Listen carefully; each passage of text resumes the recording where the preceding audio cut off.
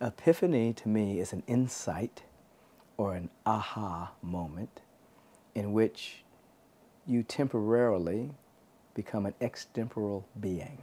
You have come out of time. That whenever an individual has an insight, insights only come from a timeless dimension. They don't come from your mind. You can't have an epiphany. You don't have an epiphany trying to figure something out.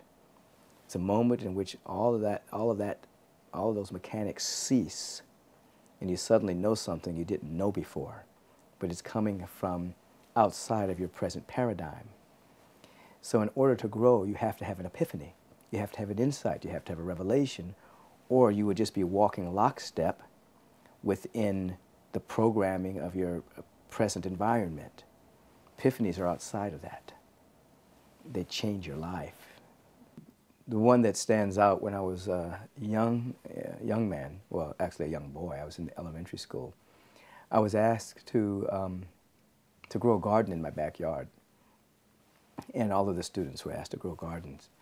And I can remember, planting the seed in the soil of carrots, radishes, etc.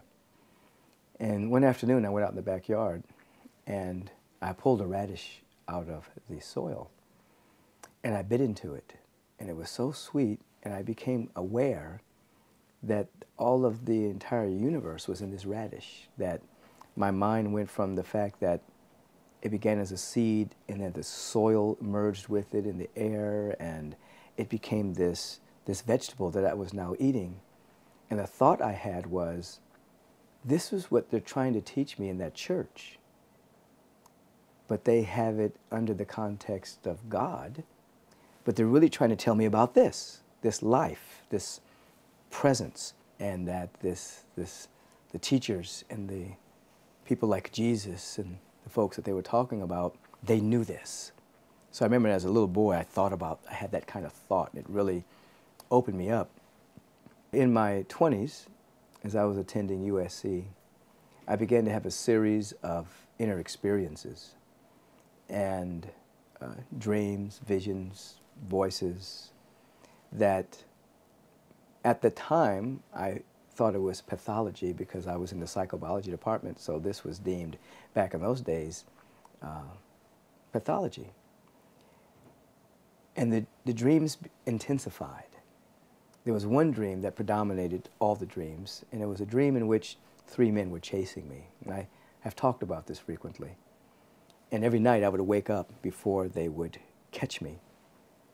And one night, they were very close, and I kind of said to myself, as I looked behind me, there was a small tent with countless amount of people trying to get into the small tent. Interestingly enough, I knew them all. And so I knew these guys couldn't do anything to me because everybody in this small tent, going into the small tent, I knew. So I started screaming for help. And one by one, everyone turned their back on me. And 2 of the men grabbed me and held me down, and another one plunged a knife in my heart. And the pain physically and emotionally was excruciating, and I died. And when I woke up, I could see that we were surrounded by this universal presence that's in everything, animate and inanimate objects.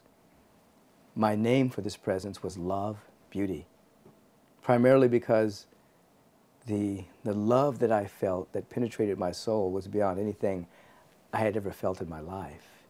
And the beauty that I could see all around me was more beautiful and more lovely than anything that I could even describe. It shattered my paradigm, and I could never get back in my old box again. That changed my life forever and allowed me to begin to study Eastern and Western mysticism, parapsychology, and led to me entering fully and completely into my meditation and prayer practices, which became the foundation of the unfolding of my destiny, of what I do today as the spiritual director of Agape International. So that epiphany really allowed me to see that we're surrounded by and interpenetrated with this presence of love and of beauty that we just call God. But it's love, beauty and intelligence. It was a direct awareness of this, that my ministry and teachings have been built upon that epiphany. Most recently, perhaps 6 weeks ago, I woke up in a lucid dream, and in this dream, this very gigantic being was standing next to me, very luminous, very big, and reaching down and touching me on my heart and dissolving any impediment or any obstruction that would hinder the flow of life from coming through me. This was a giant. And then somewhere in this process, I became aware that I was the giant touching Michael, my human incarnation. I was clearing him up. That I was really the giant, and that Michael was how I expressed here in this dimension. And then I became aware that there are giants in everyone. Everyone has this giant, luminous being that they really are. And we have gotten caught in the lampshade and forgotten that we are the electricity and the luminosity. We think we're the lampshade, you know, what we look like, the physical, that's the shade, the lampshade. But really, there's a giant there. That's who we really are. So a shift occurs where we start to see ourselves more from that space, not from an egocentric place, a sweet, humble place of, this is what the presence has made. This is who I am.